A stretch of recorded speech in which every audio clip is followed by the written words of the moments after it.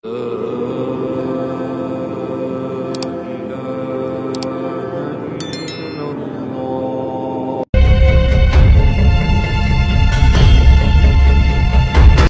ada Islam itu saling bunuh, nggak ada. Islam itu hayat, hidup dan menghidupkan. Sunda itu hidup dan menghidupkan. Siliwangi itu silih asa, silih asi, silih. Pertanyaan saya, di mana letak pertentangannya? Jangan-jangan tiap hari orang bicara syar'i, sesungguhnya perilaku hidupnya bertentangan dengan kaidah Islam itu sendiri. Ini dari falsafah dasar ini lahir pendidikan lingkungan. Ini bersatu, bersenyawa, nggak boleh saling membunuh, nggak boleh, harus hidup dan menghidupkan, nggak perlu lagi material impor, cukup di sini. Di situ itu dari sisi arsitektur, semestinya negara melahirkan sekolah yang berarsitektur local wisdom, yang dia hidup. Orang Sukasari tumbuhnya bambu, maka sekolahnya sekolah bambu. Bahar bin Smith diduga ikut serta dalam penyekapan, pengeroyokan, penganiayaan, bahkan dalam tanda kutip penyiksaan terhadap salah satu anggota Banser atas nama Wira, yang ternyata merupakan Satkoryon Banser di kota Tangerang. Korban sendiri menghadiri kegiatan tersebut dalam rangka menghadiri acara Bahar bin Smith dengan tujuan menyimak pengajian. Namun ketika korban ingin bersalaman dengan Bahar bin Smith, tiba-tiba kemudian ada dugaan provokator yang meneriakkan kalau korban merupakan penyusup. Maka lantas kemudian terjadi penganiayaan, bahkan dugaan penyekapan, penyiksaan. Mirip sekali dengan kelakuan PKI.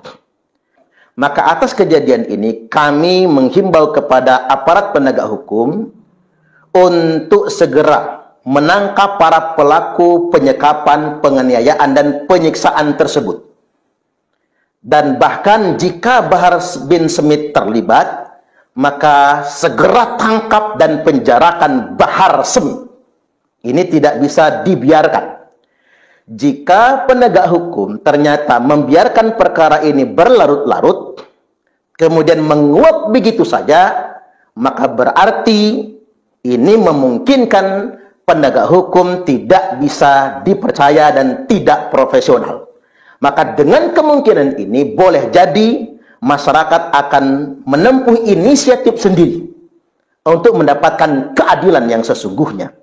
Dan kami juga menegaskan agar PBNU, Pengurus Besar Nahdlatul Ulama, dan Pengurus Pusat GP Ansor untuk segera memberikan atensi ke Mabes Polri, ke Polda setempat, dan Polres setempat, atensi guna melakukan percepatan terhadap langkah-langkah hukum menurut ketentuan undang-undang yang berlaku. PBNU maupun pimpinan pusat GP Ansor tidak bisa mengabaikan ini. Karena satu kader kita yang terabaikan begitu saja, ini menunjukkan sikap kita yang tidak peduli dengan kader sendiri. Ingat, NU besar bukan karena PBNU. Ansor besar bukan karena pimpinan pusat GP Ansor.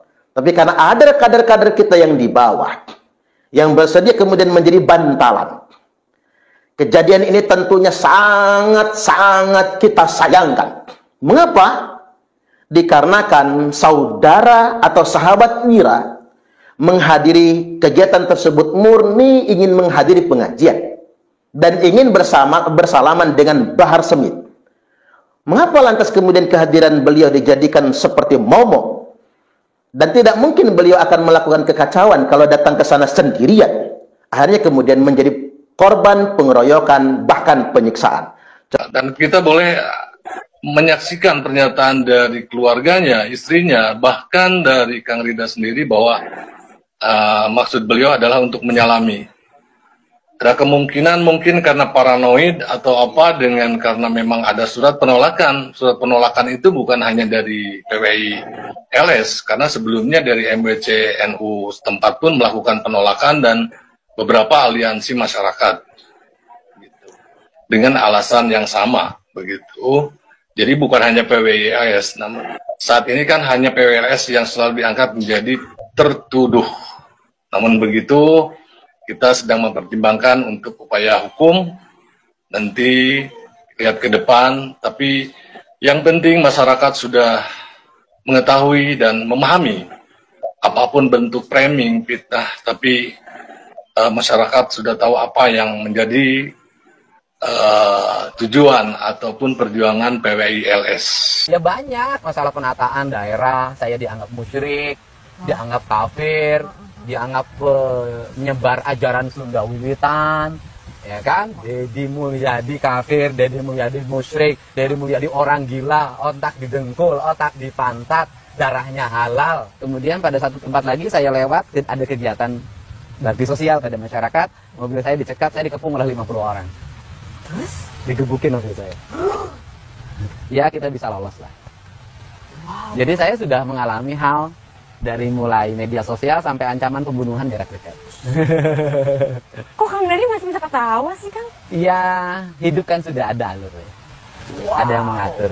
Tugas saya hanya tugas-tugas titah kemanusiaan, yang itu juga didasarkan pada keyakinan spirit yang saya miliki tentang Islam yang saya pahami, berdasarkan kaidah-kaidah pemahaman yang ada dalam hati saya. Anjen boga martabat, menang nyembah ke bangsa lian sia.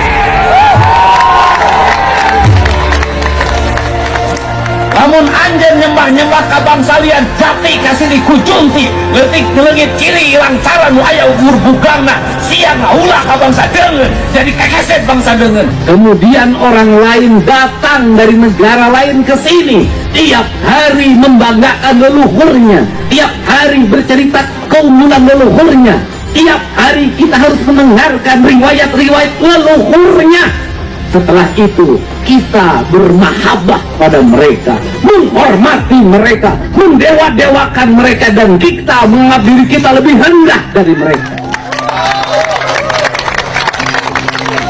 Dan tak terasa domba kita kirim, uang kita kirim untuk mendapatkan air putih agar kita usahanya lancar. Kita keluarkan uang demi mereka, dan kita semakin direndahkan martabatnya sebagai suku dan sebagai bangsa, padahal mereka makan setiap hari dari kita.